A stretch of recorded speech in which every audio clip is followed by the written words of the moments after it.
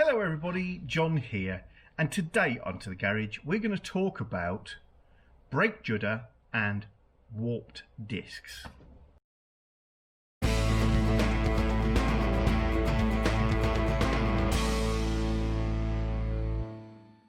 want to spend a few minutes just talking to you about something that affects the XK8 XKR and, as I'm learning, the X350, X308 and probably every other Jaguar as well.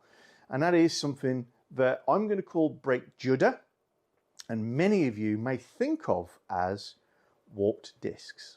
I'm actually doing some work on the front of Blue, my X308 XJ, but this equally applies to the XK8s, X308s, etc.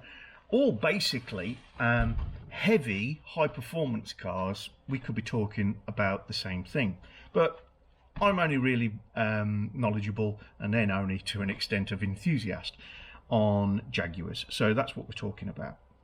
So it is quite common to experience quite heavy brake judder on some of the Jaguar models, and it can really confound folks into, you know, what's causing it.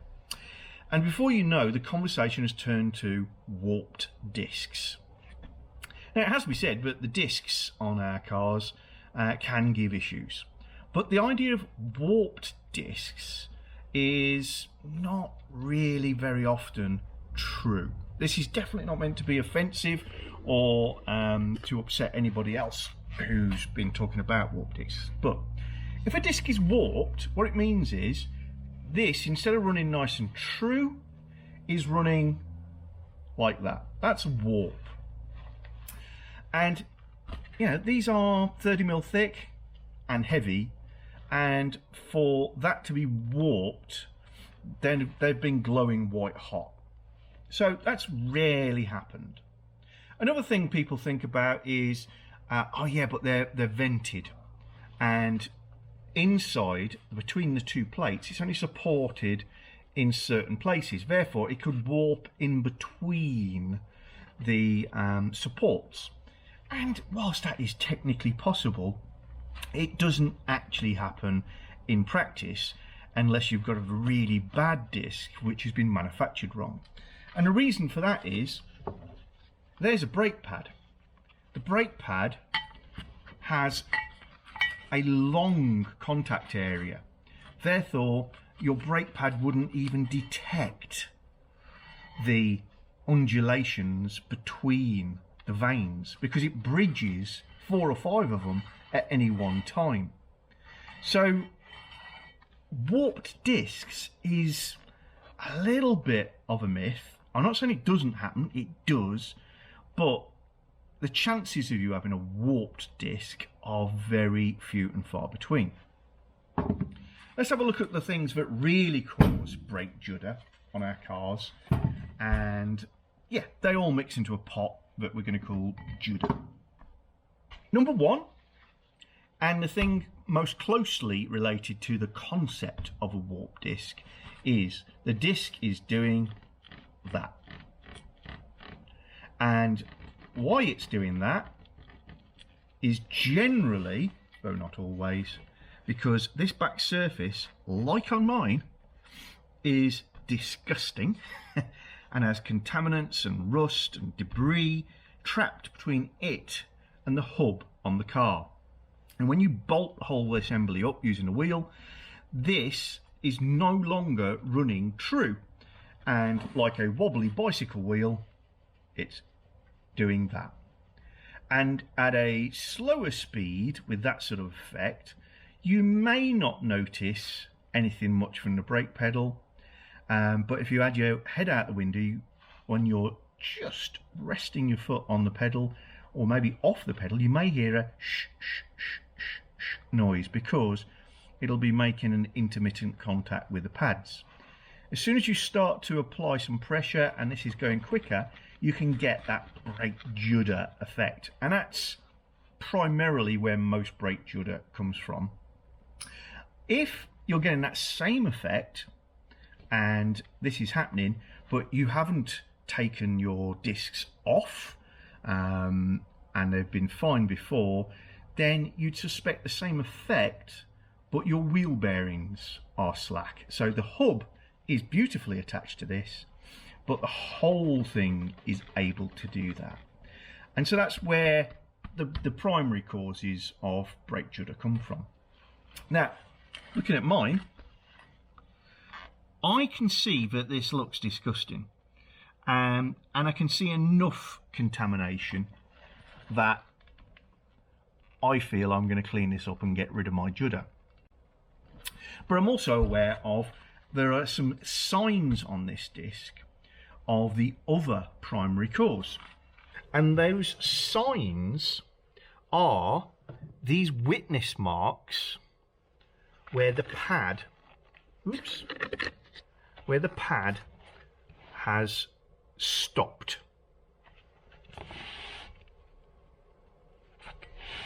There's even a rusty mark there.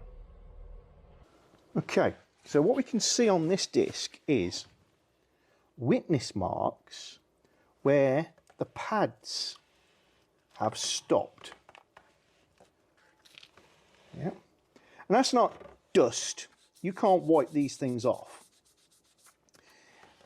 Actually, the one that looks worst there is sort of corroded, and that may actually just be the most recent mark, and it's probably the least worrisome. So I've gone all handheld just to try and help you see what I'm seeing. So you look around the disc, and here again you can see the shadow where the pad has stopped. If I get in close,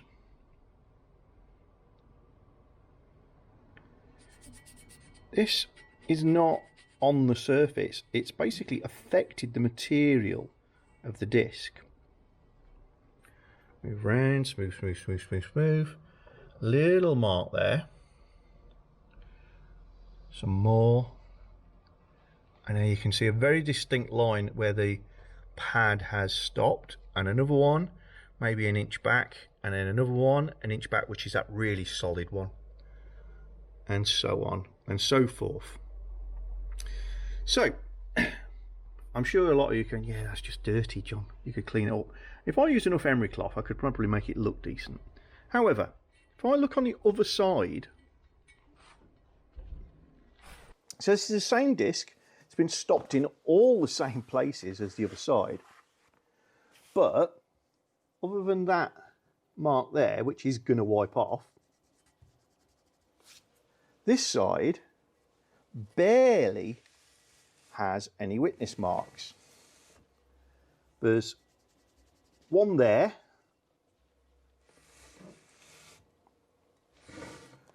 there's a tiny line there, and that's more or less it. So what's going on that's causing this side to look so different? This is material transfer.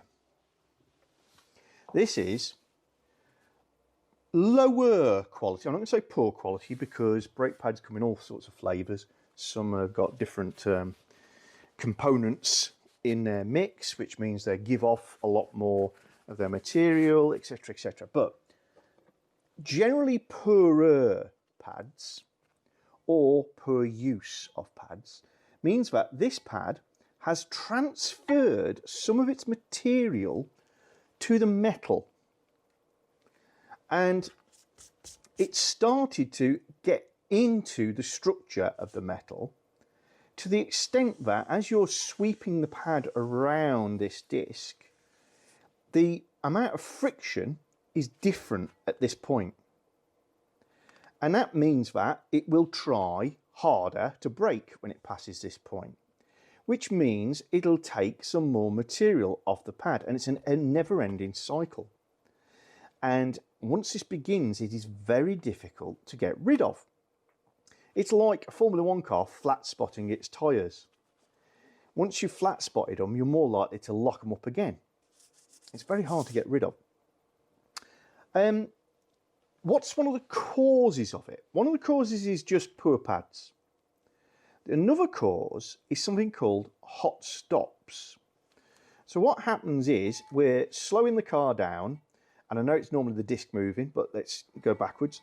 The pad is sweeping around and dragging speed off all the time. That's great. And then it's getting really, really hot. And just before we stop, a nice thing to do in what we do in a city car is ease off the brake and cruise to a halt, maybe touch them again, and then we stop. And we stop with our foot off. Once you put together the idea of a very high performance, very heavy, automatic car, what you tend to end up with is a lot more circumstances where we've come down from 70 miles an hour at high speed, we're applying the brakes hard because we're in a heavy car, we're heating this whole system up a lot, and what's more, sporting stop, let's say, we come to rest quite quickly with the pad there, and we keep the brake clamped shut because we're in an automatic. And what's happening now is I've cooked my brake, the pad is literally red hot, it's maybe starting to boil out some of the resins and some of the materials inside here, and I'm clamping it hard against the disc. Intimate contact, and every chance that some of the, let's say resin, just for descriptive purposes, some of the resin in this pad starts to leach from it in the intense heat and intense pressure and combine with the metal. Then I release the pad, and that transfer is here. And then we start to get into that cycle again of next time we do it, we add a little bit more. And the chances are the disc will stop where this grippier area is. So it gets worse and worse and worse. And now we're at a point where you apply the brakes gently and you can feel the do as smooth grip starts to occur. And when most people are talking about a warped disc, this is probably what you're really talking about, is this metal transfer, or as we talked about previously, the whole thing's just not mounted properly. So that's just a little bit of insight, guys. Once you know that, you can examine your discs in a different way. You can think about how you brake in a different way. You can think about quality of pads and why sintered pads and ceramic pads don't give as many of these issues. Is ceramic is one of the things that is very hard to heat up. There's other elements inside here as well, but there's less that can be leached out by heat in a ceramic pad than there is in a very traditional compounded resin and dust pad, as I inappropriately call these things. So this is probably our brake judder on this car. I'm gonna clean this up and on the hub, and this I will take a little bit of emery cloth to take the worst off, and I'm going to refit these and then try to basically rejuvenate the discs, knowing this is in place, by stopping appropriately. And how I'm going to do that is some fast stops, but never doing the full hot stop. So I'm going to apply the brakes to scrape this surface and hopefully remove material.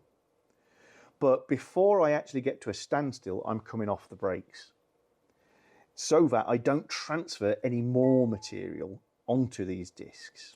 And I may be how to save them. However, if after a week or so of trying to drive in a different way, I don't rejuvenate these discs, then I'll be swapping them and putting on some new discs that I will run in properly, and I will avoid repeated hot stops. Even on a track day car, you very rarely do hot stops. You decelerate fast which takes a lot of material off the disc, takes a lot of material off the pad, but you don't come to a standstill. And that is what kills these discs. So hot stops is the thing to think about.